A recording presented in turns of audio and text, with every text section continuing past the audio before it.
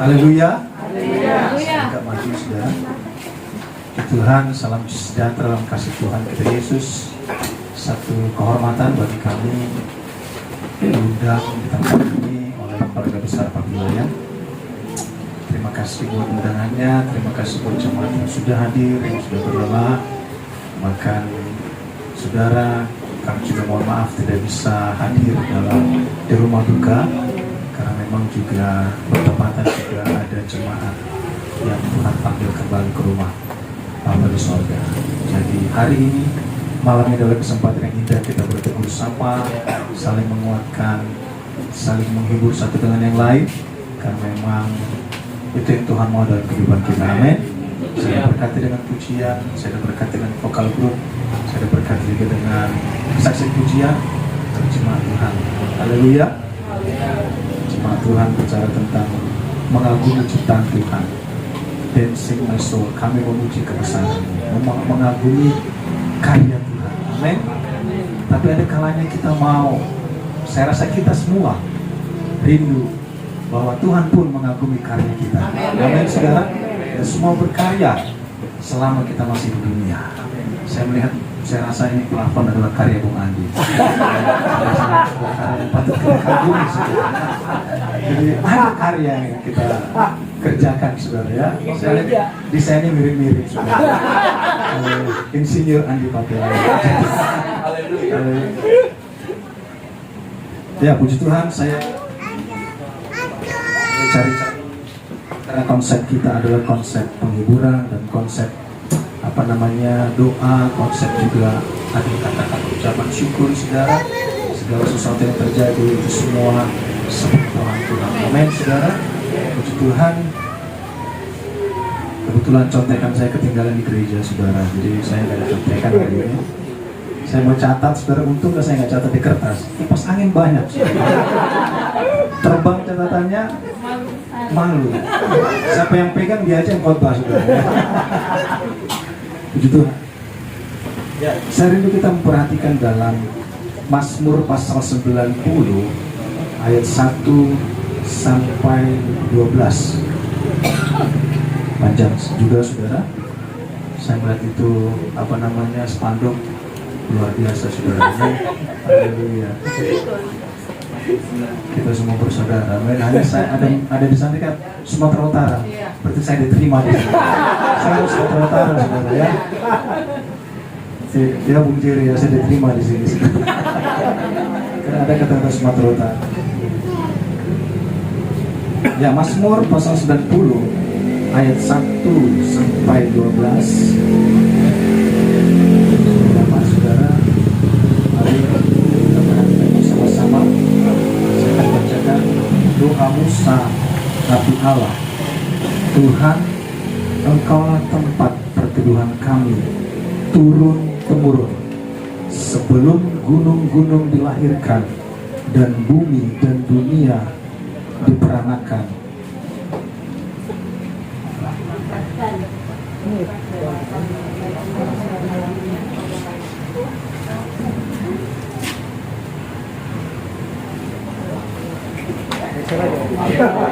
Coba dibantu sama partner saya, saudara. Dari awal ya. Doa Musa abdi Allah, Tuhan Engkaulah tempat perteduhan kami turun-temurun. Sebelum gunung-gunung dilahirkan dan bumi dan dunia diperanakan, bahkan dari selama-lamanya sampai selama-lamanya Engkaulah Allah. Engkau mengembalikan manusia kepada debu dan berkata, kembalilah hai anak-anak manusia, sebab di matamu 1000 tahun sama seperti hari kemarin apabila berlalu, atau seperti suatu giliran jaga di waktu malam. Engkau menghanyutkan manusia, mereka seperti mimpi, seperti rumput yang bertumbuh di waktu pagi, berkembang dan bertumbuh di waktu petang, lisut dan layu. Sungguh kami habis lenyap karena murka-Mu, dan karena kehangatan amarah-Mu kami terkejut. Engkau menaruh kesalahan kami di hadapan-Mu, dan dosa kami yang tersembunyi dalam cahaya wajah-Mu. Sungguh segala hari kami berlalu karena geram-Mu, karena gemas-Mu kami menghabiskan tahun-tahun kami seperti keluh, masa hidup kami 70 tahun, dan jika kami kuat 80 tahun, dan kebanggaannya adalah kesukaran dan penderitaan, sebab berlalunya buru-buru, dan kami melayang lenyap. Siapakah yang mengenal kekuatan murkamu dan takut kepada gemasmu? Ajarlah kami menghitung hari-hari kami sedemikian hingga kami beroleh hati yang bijaksana. Amin, saudara. Ini tulisan Nabi Musa. Ya, tidak semua Mazmur itu tulisan Raja Daud. Ini tulisan Nabi Musa, dari Mazmur 90 sampai Mazmur 106, kurang lebih 16 pasal. Ini tulisan Nabi Musa. Dan dia berkata tentang 70 tahun umur manusia. Saat dia menulis ini, dia berumur kurang lebih 70 tahun. Sekalipun di ujungnya kita mengetahui bahwa Musa Tuhan angkat pada umur 120 tahun. Ada 3 etape kehidupan di Nabi Musa. 40 tahun dia ada di Mesir, sampai umur ke-80 tahun dia ada di Midian, menggembalakan kambing domba, bertemu dengan mertuanya Yitro. Dari umur 80 tahun sampai 120 tahun adalah perjalanan dari Mesir sampai ke tanah Kanaan. Musa menulis 16 pasal di Mazmur, menitikkan di Mazmur Daud tulisannya tentang apa yang dia sedang alami. Umur 40 tahun dia ada di Mesir sebagai putra mahkota dari Mesir, saudara. Pada zaman itu umur dewasa adalah umur 30 tahun. Jadi umur 30 tahun sudah dianggap berpendidikan S1 di zaman itu. Karena dari umur 12 tahun sampai umur 30 tahun orang Yahudi, saudara, mereka mengecam pendidikan di Bait Tuhan, di sinagog-sinagog. Makanya cerita Yesus dari umur 12 tahun sampai 30 tahun tidak ada di Alkitab. Karena dia harus duduk sebagai siswa, bahkan sebagai mahasiswa dalam pendidikan dan pengajaran formal umat Yahudi. Amin. Jadi kalau Musa sampai umur 40 tahun di Mesir, itu artinya dia bukan hanya S1, dia sudah S2 dan doktor, saudara. Dari kacamata pendidikan, Musa menulis 16 pasal di Mazmur. Musa menulis 5 buku di Perjanjian Lama: Kejadian, Keluaran, Imamat, Bilangan, Ulangan. Musa sudah dikatakan dewasa di umur 40 tahun. Amin.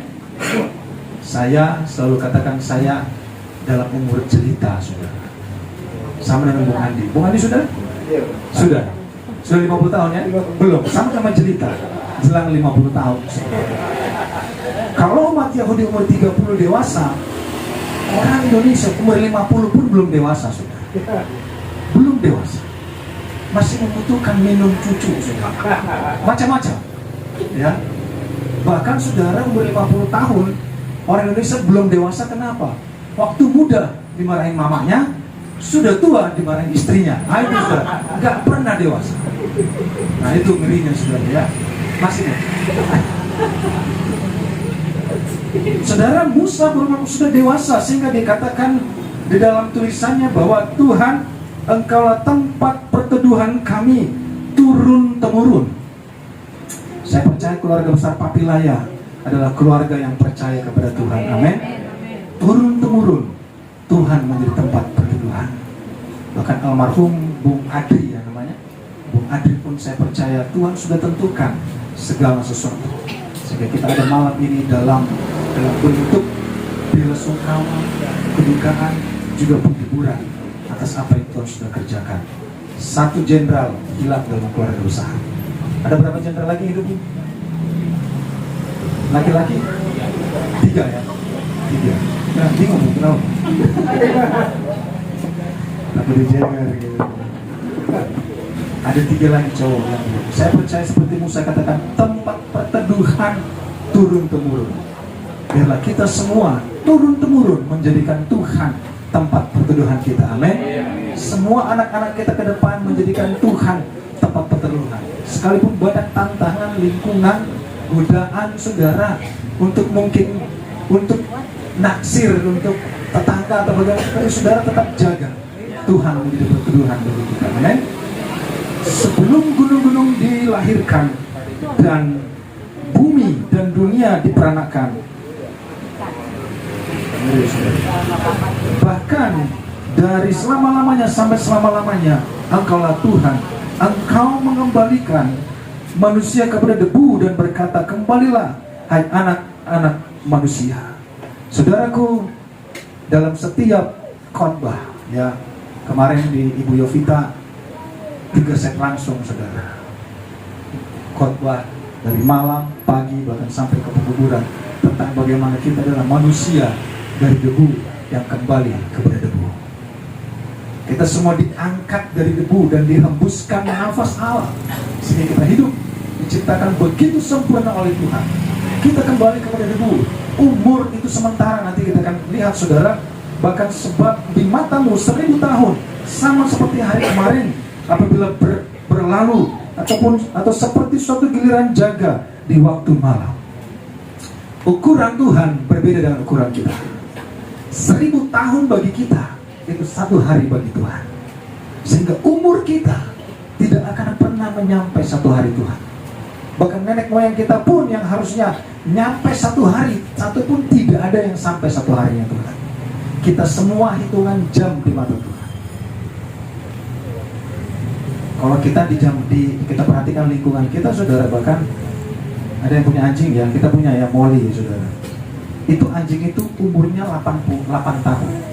Setara dengan 80 tahun umur manusia. Jadi anjing itu hanya 8 tahun umurnya, setara dengan 80 tahun umur manusia. Itu beda umur. Kita pun di mata Tuhan gak sampai 1 hari, saudara. 1000 tahun bagi kita hanya 1 hari bagi Tuhan. Jadi di mata Tuhan kita hanya hitungan jam. Makanya kalau ada orang yang tidak mau ibadah, tidak mau dekat Tuhan, saudara, Tuhan tinggal hitungan jam. Jam 5 kalau udah mati, kan gitu. Mungkin dia lahir jam 2, jam 5 sudah mati. Sebentar, ya, masih lebih lama nyamuk di mata kita. Nyamuk 1 malam, saudara, umurnya. Sehingga, saudara, kita harus mengakui pencipta. Saya berbicara di rumah duka, di RSCM, saudara, bahwa rancangan Tuhan bukan rancangan kita. Jalan Tuhan bukan jalan kita. Kita mau merancangkan apapun di dunia ini, merancangkan hidup kita, merancangkan keluarga kita, anak-anak kita, mungkin kita ketua organisasi, saudara, merancangkan ormas kita, saudara. Tapi ada kalau waktunya bahwa jalan kita bukan jalan Tuhan, bahkan cara Tuhan bukan cara kita. Sehingga, saudara, di saat waktunya selesai. Ya, kalau saya sering ke kantor pakai mobil, saudara, ada radio, setel radio sepanjang jalan. Tapi pada saat sampai rumah, saya matikan radionya. Sekalipun pembawa acaranya begitu seru, gitu, saudara. Pada saat saya matiin, saudara. Saya nggak nunggu dia selesai ngomong. Ukuran saya nunggu sampai rumah, betul, saudara, ya. Demikian juga Tuhan. Jadi Tuhan nggak nunggu kita. Oh ya, tunggu kau jadi bos baru aku panggil, ya. Enggak, saudara. Tunggu kau jadi juragan baru aku panggil. Enggak. Karena ukuran kita bukan ukuran Tuhan. Amin. Ukuran Tuhan berbeda dengan ukuran kita. Lanjut, saudara, dikatakan lagi. Ya, ada asisten saya, saudara.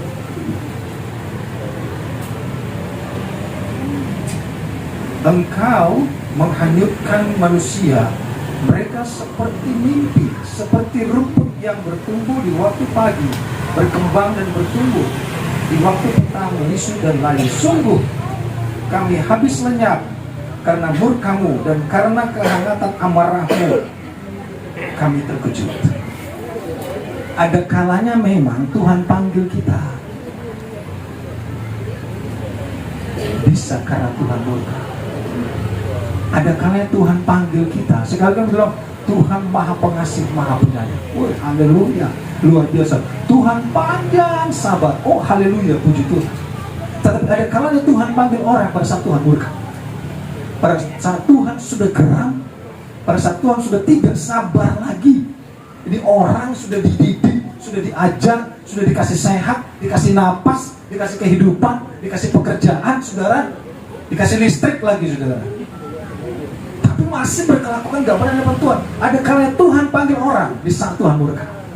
Coba ada yang bisa baca Roma 11 ayat 22. Kita punya Tuhan yang panjang sabar, kita punya Tuhan yang baik. Tetapi saudara perhatikan, ada satu hal yang kita harus mengerti, sifat Tuhan dalam kehidupan kita. Langsung Roma 11 ayat 22. Roma 11 ayat 22. Ya. Sebab itu perhatikanlah kemurahan Allah dan juga kekerasannya, yaitu kekerasan atas orang-orang yang telah jatuh, tetapi atas kamu kemurahannya, yaitu jika kamu tetap dalam kemurahannya. Jika tidak, kamu pun akan dipotong juga. Ya, silakan dulu. Mazmur katakan, dalam gerammu kami lenyap, dalam amarahmu kami lenyap. Kita berkata, Tuhan engkau panjang sabar. Tapi saudaraku, Tuhan kadang geram juga melihat manusia, geram melihat kelakuan manusia. Sehingga tidak jarang Tuhan panggil manusia di masa mereka tidak bertobat karena geramnya Tuhan. Itu yang berbahaya, saudara. Jika kita tidak tahu Tuhan kapan panggil kita, maka kita harus, saudara, mengerti bahwa kita harus menghormati Tuhan.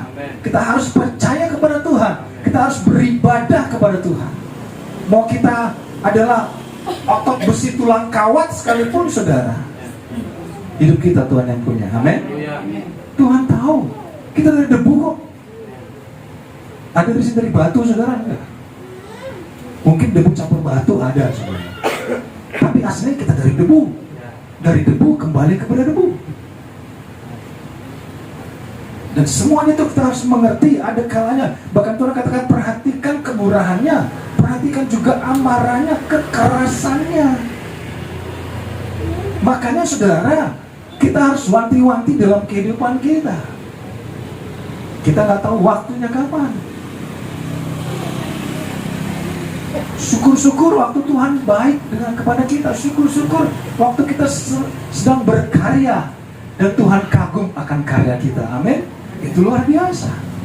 Tapi kalau pada saat geramnya Tuhan, seperti Musa katakan, pada saat amarahnya Tuhan, saudara, itu yang Musa katakan, itu yang berbahaya.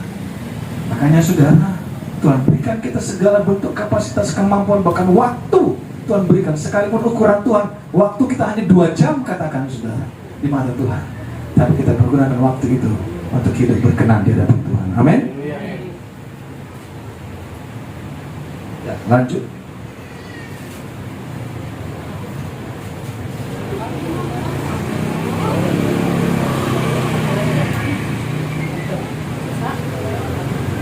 Engkau menaruh kesalahan di hadapanmu dan dosa kami tersembunyi dalam cahaya wajahmu. Sungguh segala hari kami berlalu karena gemasmu. Kami menghabiskan tahun-tahun kami seperti keluh. Masa hidup kami 70 tahun, dan jika kami kuat 80 tahun. Dan kebanggaannya adalah kesukaran dan penderitaan, sebab berlalunya buru-buru dan kami melayang lenyap.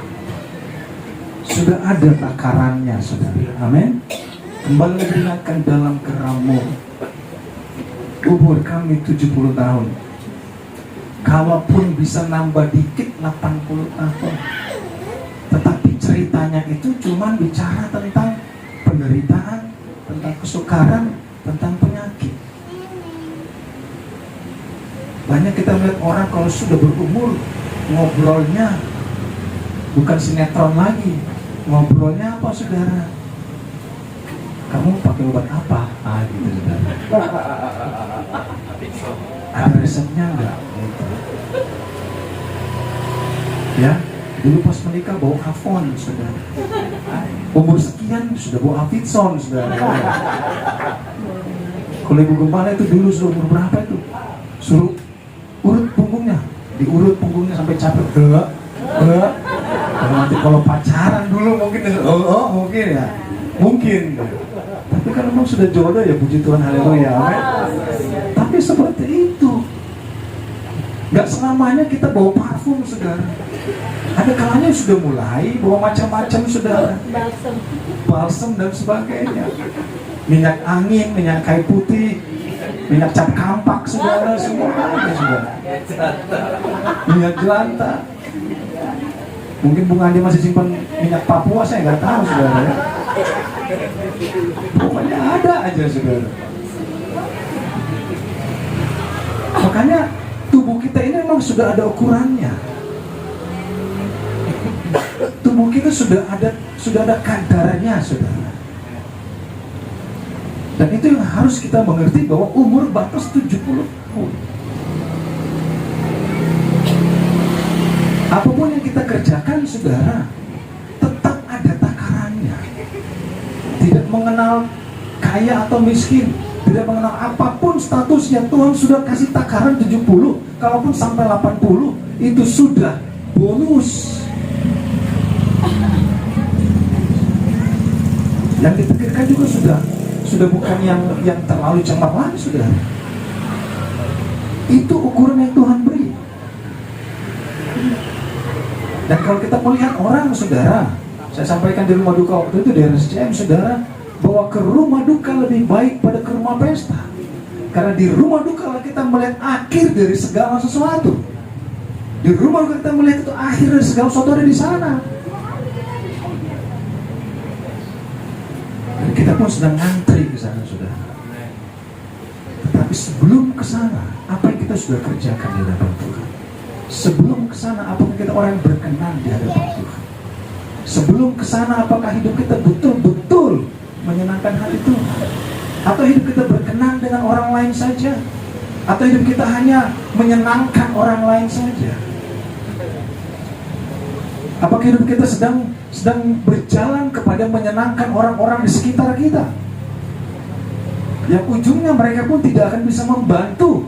Pada saat nafas kita sudah satu-satu sudah nggak ada yang bisa bantu. Semuanya urusan pribadi dengan Tuhan. Amin. Sehingga malam ini saudara, apa yang kita bisa perhatikan, kehilangan seorang saudara itu begitu menyakitkan. Tetapi itu menjadi peringatan bagi kita untuk kita memagari kehidupan kita dengan kebenaran, untuk kita mengakui ada yang mempunyai hidup kita. Amin. Kita mengakui kita bukan milik kita sendiri. Kita harus menyadari bahwa ada oknum yang memiliki hidup kita, yang satu kali kelak dia akan ambil itu semua daripada kita. Tetapi apa yang sudah kita kerjakan di hadapan Tuhan. Lanjut saudara. Sehingga dikatakan saudara dalam ayat 11, siapakah yang mengenal kekuatan mulut kamu dan takut kepada gemasmu? Ajarlah kami menghitung hari-hari kami sedemikian hingga kami beroleh hati yang bijaksana. Amin. Semakin berumur, semakin bijaksana. Amin. Semakin kita Tuhan berikan umur, kita memiliki hati yang semakin bijaksana. Semakin mengerti rencana Tuhan, semakin mengerti maksud Tuhan. Bukan cuma semakin tua saudara, semakin perang voice call gitu saudara, itu Pak. Di sini nggak ada saudara ya. Di PGA ada.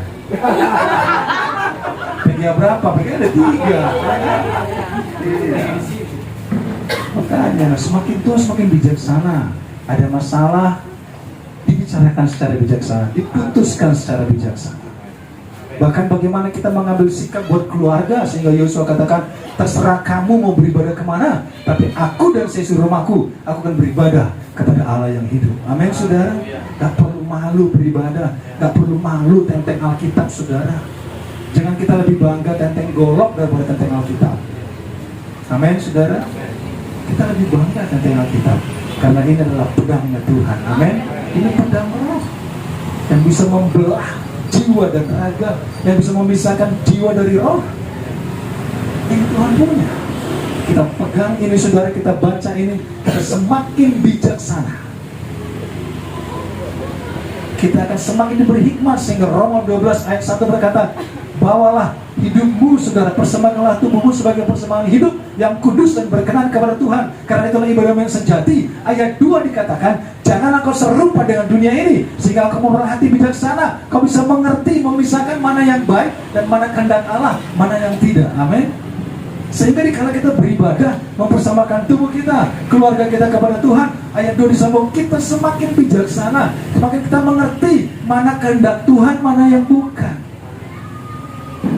Sehingga kita tidak memiliki sebuah bentuk penyesalan, sehingga Tuhan tidak panggil kita pada saat dalam gerang dan amarahnya Tuhan, tapi Tuhan panggil kita, Tuhan terkesima dengan karya apa yang kita kerjakan. Amin. Dan karya itu kita bawa, ya.